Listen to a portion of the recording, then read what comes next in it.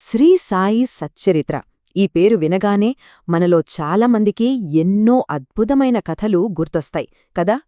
అయితే ఇవి కేవలం కథలు మాత్రమేనా, లేదంటే అచంచలమైన విశ్వాసం ఒక మనిషి జీవితాన్ని ఎంతగా మార్చేస్తుందో చెప్పే శక్తివంతమైన ఉదాహరణలా? రండి, ఈరోజు మనం కొన్ని అలాంటి గాథల లోతుల్లోకి వెళ్దాం. ఈ ప్రయాణం మొదలుపెట్టే ముందు ఒక్క క్షణం ఆగి ఆలోచిద్దాం. నిజంగా కేవలం నమ్మకం అనేది మన రోజువారీ జీవితాన్ని, మన సమస్యలను, చివరికి మన భవిష్యత్తును కూడా మార్చగలదా?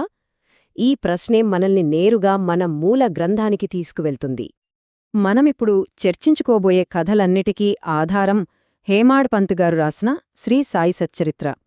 ఇది కేవలం ఒక పుస్తకం కాదు, షిరిడీ సాయిబాబా జీవితంలోని నిజమైన సంఘటనలు, ఆయన భక్తుల అనుభవాల సంకలనమనమాట.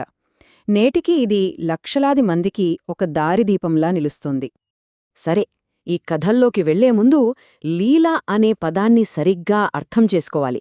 వినడానికి అద్భుతంలాగే అనిపించినా దీనికింకా లోతైన అర్థం ఉంది. ఇవి కేవలం మ్యాజిక్ లాంటివి కాదు. ఇవి బాబా తన భక్తులకు ఏదో ఒకటి నేర్పించడానికి, వాళ్లని కాపాడటానికి, సరైన దారిలో నడిపించడానికి ఆడిన దైవిక క్రీడలు అన్మాట. మరి ఆ లీలలు నిజ జీవితంలో ఎలా పనిచేశాయి చూద్దాం. మన మొదటి భాగంలో మనందరికీ ఎదురయ్యే సాధారణ సమస్యలకు విశ్వాసం ఎలా ఒక పరిష్కారంగా నిలిచిందో కొన్ని కథల ద్వారా తెలుసుకుందాం. ఉదాహరణకి ఓ విద్యార్థి కథ చూద్దాం.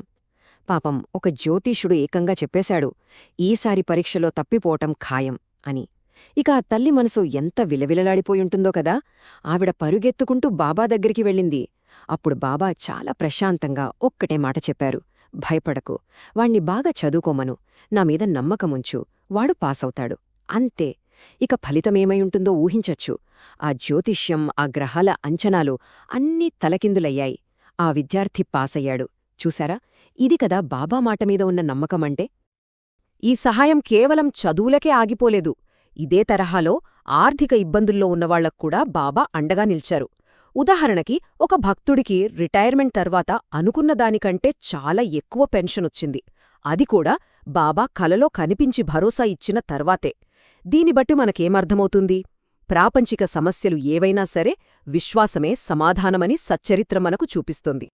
సో ఈ కథలన్నిటిలో మనం ఒక ప్యాటర్న్ గమనించవచ్చు. సమస్య ఏదైనా కావచ్చు, ఫెయిల్ అవుతామనే భయం, డబ్బు గురించిన ఆందోళన, లేదా అన్యాయంగా కేసులో ఇరుకోవడం. కాని బాబా మీద పూర్తి నమ్మకం ఉంచినప్పుడు ఫలితం ఎప్పుడూ విముక్తి, విజయమే. ఇది కేవలం బయట సమస్యలు తీరడమే కాదు, లోపల మనసుకు శాంతినిచ్చే ఒక ప్రయాణమనమాట. బయట ప్రపంచంలోని సమస్యలను పరిష్కరించడం ఒక ఎత్తైతే, మన మనసులో దాగి ఉన్న రహస్యాలను తెలుసుకోవడం ఇంకో ఎత్తు. మన రెండో భాగంలో బాబా ప్రజల మనసులోని ఆలోచనలను కూడా ఎలా చదవగలిగారో చూద్దాం. సచ్చరిత్రలో ఒకాయన బాబాను చూడటానికి వస్తాడు. బయటకు ఎంతో భక్తిగా ఉన్నట్టు కనిపించినా ఆయన మనసులో మాత్రం ఒక పెద్ద సందేహం తొలిచేస్తుంది. అదేంటంటే, ఈయన హిందువా లేక ముస్లిమా అని. ఈ ఆలోచనను అతను ఎవరితోనూ చెప్పలేదు, తనలోనే ఉంచుకున్నాడు. అప్పుడు బాబా ఆ వ్యక్తిని సూటిగా చూసి అడిగారు, ఏమయ్యా, మీ ఇంట్లో ముస్లిం పంజాలు పెట్టి పూజించవా, మొహర్రం పండుగ జరుపుకోవా అని. ఒక్కసారి ఊహించుకోండి ఆ వ్యక్తి పరిస్థితి ఏమైయుంటుందో. తను రహస్యంగా ఇంట్లో చేసే పూజల గురించి బాబా అంత ఖచ్చితంగా చెప్పేసరికి అతని సందేహాలన్నీ ఒక్క క్షణంలో ఆవిరైపోయాయి. బాబా సర్వజ్ఞతకు ఇది ఒక అద్భుతమైన ఉదాహరణ. బాబా సర్వజ్ఞతకు హద్దులు లేవు.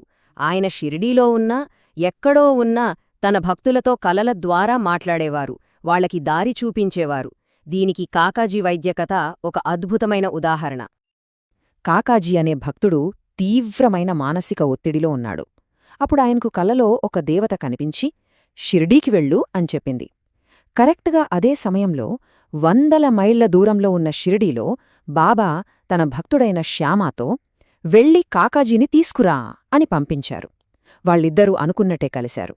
ఇది యాదృచ్ఛికం కాదు, ఒక స్పష్టమైన దైవిక ప్రణాళిక అని మనకర్థమవుతుంది. ఇప్పుడు మనం ఈ కథనాల్లో అత్యంత లోతైన విభాగానికి వచ్చాం. అదేంటంటే, సాయిబాబా తన అనుచరులను వారి చివరి ప్రయాణంలో ఎలా చేయి పట్టి నడిపించారు అనేది. సచ్చరిత్రలో సద్గతి అనే మాటకు చాలా ప్రాముఖ్యత ఉంది. అంటే ఒక మంచి ప్రశాంతమైన మరణం. విజయానంద్ అనే ఒక సన్యాసి కథ దీనికి చక్కటి ఉదాహరణ. ఆయన అనారోగ్యంతో ఉన్నప్పుడు బాబా ఒక పవిత్ర గ్రంథాన్ని చదవమని సలహా ఇచ్చారు. అద్భుతమేంటంటే ఆ గ్రంథాన్ని చదువుతూనే ఆయన ఎంతో ప్రశాంతంగా తుదిశ్వాస విడిచారు. అయితే బాబా కరుణకు సంబంధించిన అత్యంత ఆశ్చర్యకరమైన కథ బహుశా ఒక మనిషిది కాదు, ఒక అడవి పులిది. కొందరు దర్వేషులు అనారోగ్యంతో బాధపడుతున్న ఒక ముసలి పులిని ఏకంగా మసీదు దగ్గరికే తీసుకొచ్చారు. దానికి ఏ వైద్యమూ పనిచేయలేదట, బాబా మాత్రమే దాన్ని కాపాడగలరని వారి గట్టి నమ్మకం. ఆ పులి బాబాని చూడగానే నెమ్మదిగా ఆయన పాదాల దగ్గరికి నడిచివచ్చింది. ఆయన కళ్లలోకి సూటిగా చూసి తలవంచి ఎటువంటి బాధ లేకుండా చాలా ప్రశాంతంగా తన ప్రాణాలను వదిలేసింది. ఇది మనకు ఏం చూపిస్తోంది? బాబా కరుణ కేవలం మనుషులకే పరిమితం కాదు, సమస్త జీవరాశులకు అందుబాటులో ఉంటుందని. తన ప్రియభక్తుడైన తాత్యా చనిపోయినప్పుడు బాబా ఇలా అన్నారు, అయ్యా, తాత్యా మనకంటే ముందే వెళ్ళిపోయాడు, అతనికి మళ్లీ జన్మలేదు. చూశారా, ఇది కేవలం మరణం కాదు, పునర్జన్మ అనే ఈ చక్రం నుండి సంపూర్ణ విముక్తి అని ఆయన భరోసా ఇచ్చారన్మాట.